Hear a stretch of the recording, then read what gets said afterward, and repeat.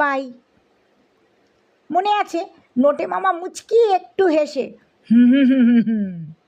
সেই প্রথম দিনই বলেছিলেন, দাঁড়াও ভূতগুলোকে আমি এবার দেখছি।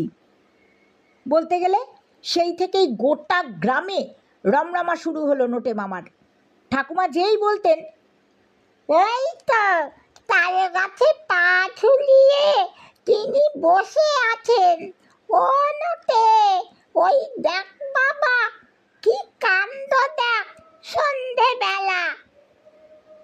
সঙ্গে সঙ্গে 5 ব্যাটারির টর্চের আলো তাল গাছের মাথায় ফেলে নোটে মামা বলতেন, ওটা তো একটা শকুন, শাকচুন্নি কোথায়?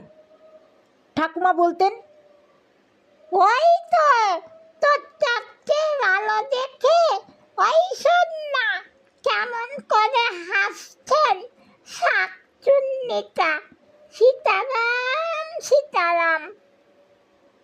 নোটে মামা বোধহয় অন্ধকারেই একটু হেসে নিতেন লুকিয়ে, তারপর বলতেন, ওগুলো শকুনের বাচ্চাদের কান্না।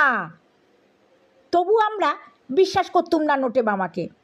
নোটে মামা তো আমাদের নিয়ে ভোরবেলা উঠতেন নিয়ম করে, তারপর বলতেন, কই আমার সঙ্গে ছুটতে দেখি, দেখব কে আমাকে ধরতে পারে।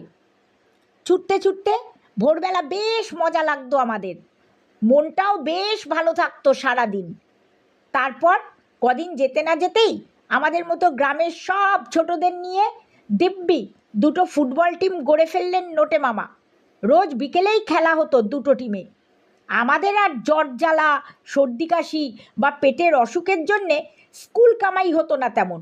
মাঝে মাঝেই খেলতে গিয়ে কাদা মেখে বাড়ি ফিরতুম হই হই করে। নোটে মামাও তখন পুকুরে ডুবে আমাদের সঙ্গে চান করতেন। কারোর অসুখই করে না, সব যেন হাওয়া।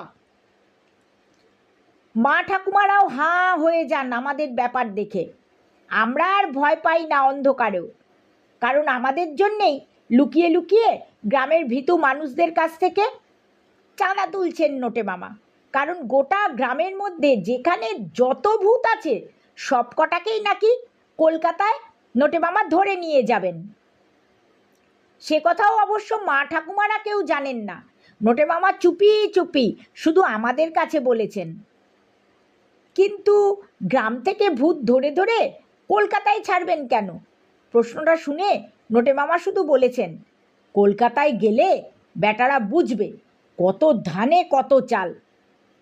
সত্যি বলতে প্রথম দিকে আমরা অবশ্য কেউ কিছুই বুঝিনি। মাঝে মাঝে দেখতুম কাঁধে একটা সাইড ব্যাগ আর হাতে একটা 5 ব্যাটারি টর্চ